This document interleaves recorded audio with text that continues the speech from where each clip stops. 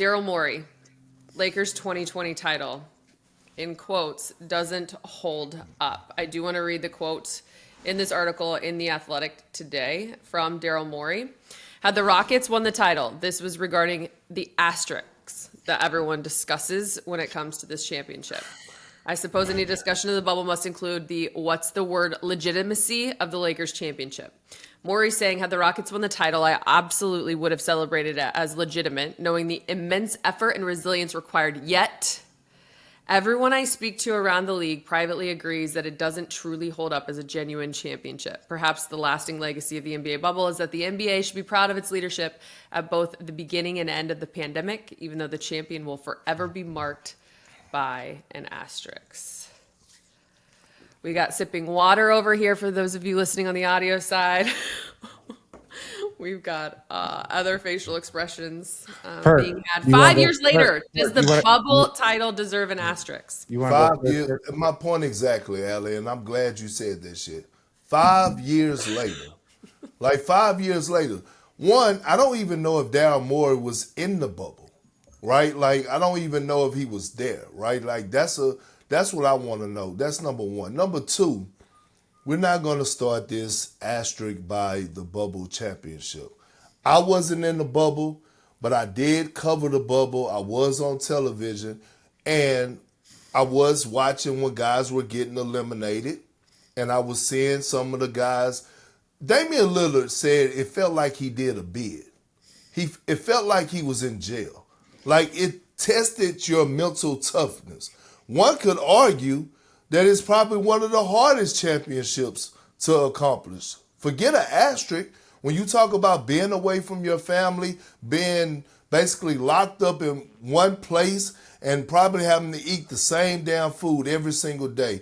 Well, God knows what type of practice course they had to do. Seeing your opponent on a day-to-day basis. Figuring out certain things. The pandemic was a toll on everybody in the world, let alone guys having to go down there and compete at the highest level.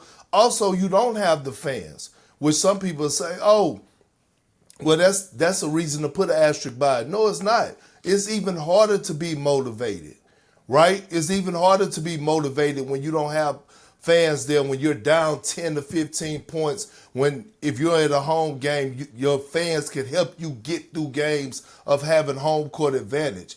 And last but not least, why is Daryl Morey even talking about this shit? He got bigger things on his hands to worry about. Like, your friend, one of your franchise guys, Joel Embiid, in an article that came out about 3 weeks ago, basically called your ass out. Basically said that this is a dysfunctional organization. Basically said that y'all been pressuring this man to play through injury. Basically saying he doesn't trust nobody no more in the organization. Information was leaked out from the Philadelphia 76ers meeting with only the players and the coaches. So you got bigger things to worry about than to be worrying about a championship from fucking 5 or 6 years ago.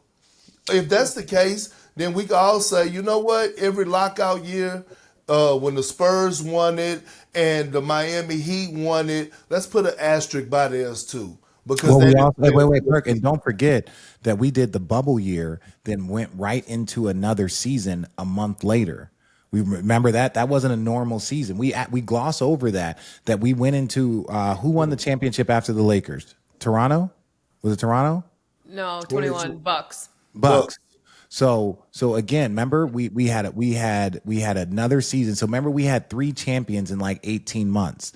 All of that got screwed. Now I was in the bubble. I spent the last 40 days with the bubble. I was there to cover the conference finals and the finals. And when I tell you it was a mental toughness stretch, for anybody that says it, tell me why there's an asterisk. Every player had the exact same formula.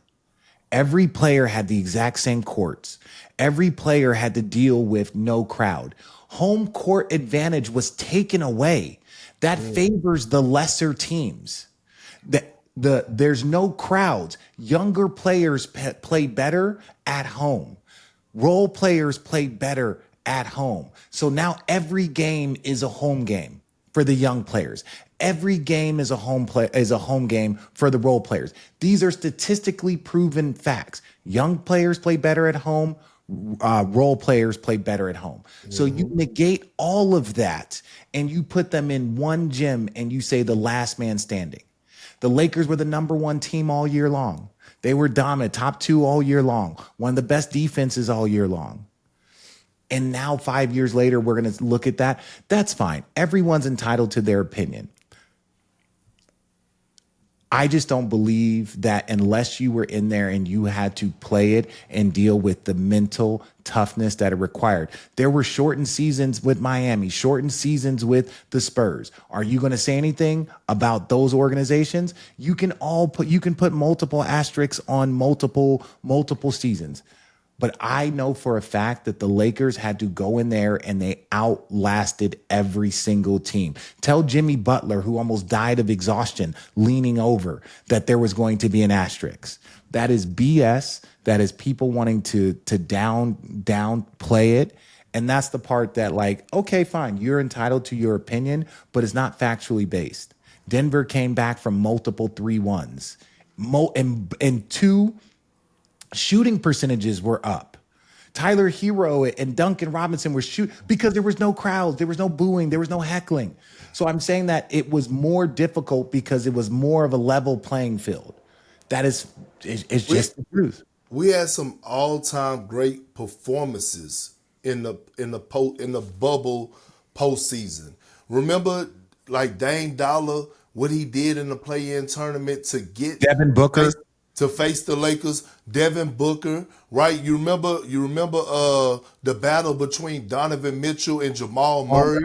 Like Jamal Murray and them coming back and bouncing back down 3-1. The fucking numbers that LeBron and AD put up in the NBA Finals in the bubble. Jimmy Butler had like a 40-point triple-double in the, like, we had some all-time great performances in the bubble. Perk, real quick, and we can move on.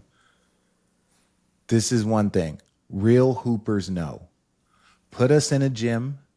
This goes back to your AAU days, right? When you're battling against the number 10 player or the number 2 team. Mm-hmm. Put us in a gym. There's 70 people in there, and we're going to battle it out like our lives depended on it. Put us in a gym. Let us go to work. Get all the crowds out of here. Get all the BS out of here. It is 10 guys versus 10 guys, and we are going at it. This is pride. And that, to me, reminded me of old school competitive AAU high school basketball, where the environments were very, very, like, chill. It wasn't a college environment. It wasn't NBA. It was AAU, the basketball that you grew up in. Mm-hmm. That's what it felt like to me. With structure. You know what's funny about all of this? By the way, for context, this is an article by Joe Varden in The Athletic because today marks the 5-year anniversary of games starting for the bubble. And so he interviewed columnists, journalists, media personalities, coaches to just kind of reflect on that time.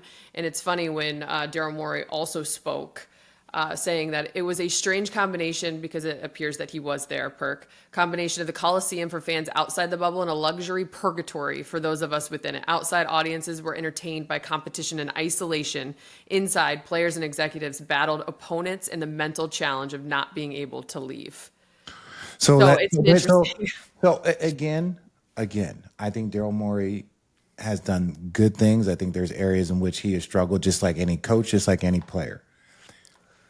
For a player, like Perk says, for your organization to be in the state that you are in, for you to have never won a championship as an executive, but one of the most well-known executives and has had all NBAs and MVPs, to never have won a championship, I'm okay with you talking about the mental state that people were in the bubble, but I just find it difficult for you to downplay someone else's championship when you have yet to go through that path.